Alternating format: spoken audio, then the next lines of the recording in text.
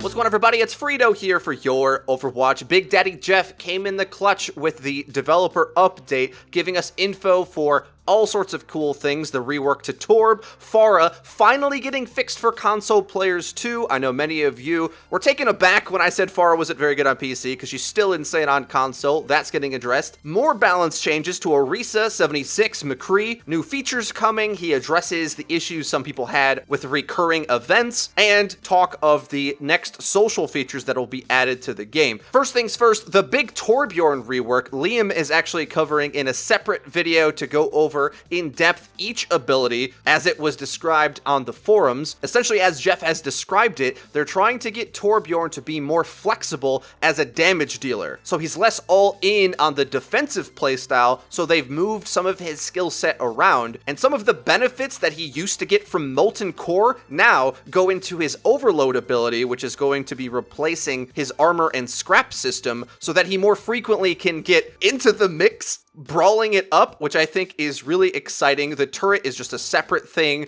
that he sort of sets and forgets, allows him to play much more active. But the most exciting thing of all of this, you can't ignore his new Molten Core ability spits liquid hot magma, which is more effective against armor in an area of effect. This is something that we've been begging for since the release of Brigida, to have something that is a bit of an answer to that hyper death ball extra armor style that feels like nothing can cut through. Well, Dr. Evil hooked up Torb with some liquid hot magma. Now there's a hardcore ability answer beyond just flanking the Brigida and hitting 6 shots on her that we can utilize in order to disrupt that playstyle. I'm very excited about that. Now, the next changes that he mentioned in the dev update, they're still tinkering with, it seems, so we don't know exactly what they're going to change, but we can speculate. Orisa's gun is going to get some changes, and 76 and McCree are going to get minor buffs in order to make them more viable. I actually, for the life of me, can't think of what these characters need,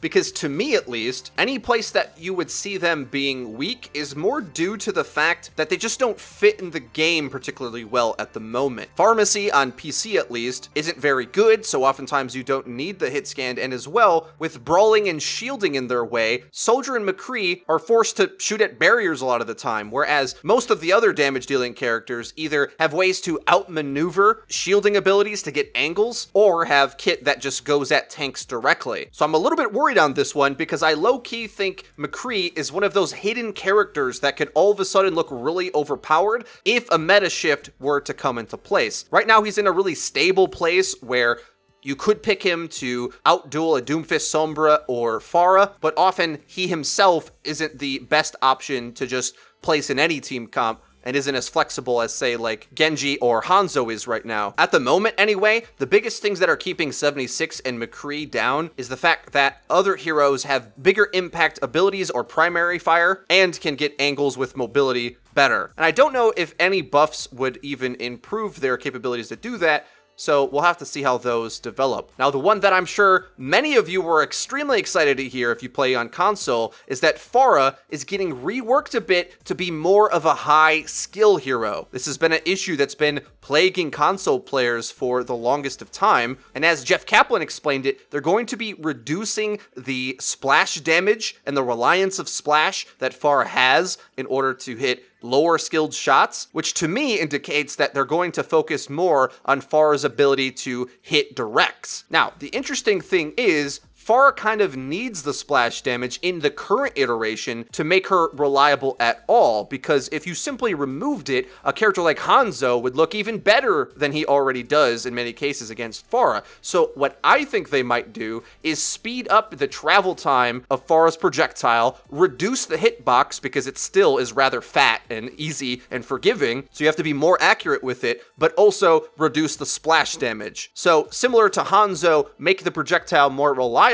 but also be less about luck and more about accurate control of the projectile. That's at least my theory. Let me know any of your theories on where they're going to be taking these few characters mentioned in the comment section down below. Moving on to other changes that they have down the pipeline, Jeff Kaplan mentioned that they're going to be buffing colorblind mode, especially as they can tweak the player models, since the Overwatch League allowed them to have a template essentially to change the color palettes of any hero. And as well, the menus are going to change a bit, and hopefully these changes do help players players that suffer from color blindness. Now, the last feature that he mentioned was the third social feature that was supposed to be coming out in summer. He explained that it unfortunately is delayed due to technical problems. This is the thing that I'm most interested in and what we've harped on about ad nauseum on this channel, that the method of playing the game is what I really want to see changed. I want to see either clans or weekend tournaments or whatever they can give us, really, and most specifically reasons to use the LFG feature, because at least at the higher ranks of play, beyond maybe the start of its iteration, it doesn't really get used, which are some concerns that I brought up when it came out, kind of coming to fruition, unfortunately. It's still a great feature for the mass player base, which is great to hear. A lot of people in our comment section say that they use it and it works great, but I want to see more features get added. But of course, we need to see them work. So I look forward to Blizzard eventually getting those things together. Now, with these other features that are coming, Jeff also kind of sidetracked a bit to talk about events and almost explain away the reason why we're not seeing a lot of new innovations in the event department, because they at least seem more or less satisfied with the events themselves being a recurring game mode that you can come back to and play, rather than reinventing the wheel and taking things to a whole nother level. And instead, they're more focused on these features that we've mentioned and balance tweaks, reworks, and the like. Developing something like the torb rework, I would imagine, took a lot of time and testing, and we knew it did because they've been talking about it for quite some time. So when they're focusing a lot on the gameplay side of things, the sort of quirky event game modes aren't going to see much of an overhaul,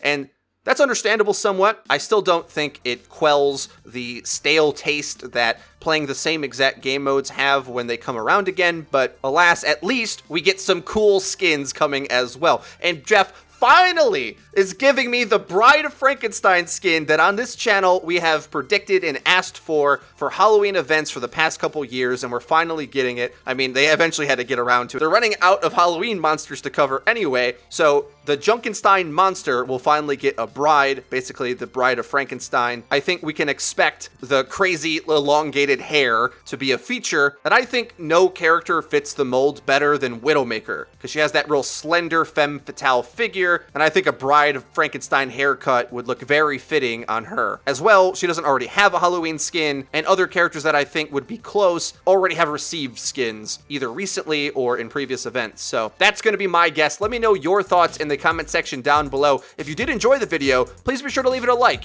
It really does help us out and lets us know that you're enjoying the content. And if you haven't already, please subscribe, because we upload each and every day, so you're going to want to hit the bell icon so that you get notified when our videos go live. Link to the description is our Twitter, where we tweet out news, updates, and dank memes. That's been it for me. I've been Frito for your Overwatch. I'll see you guys next time.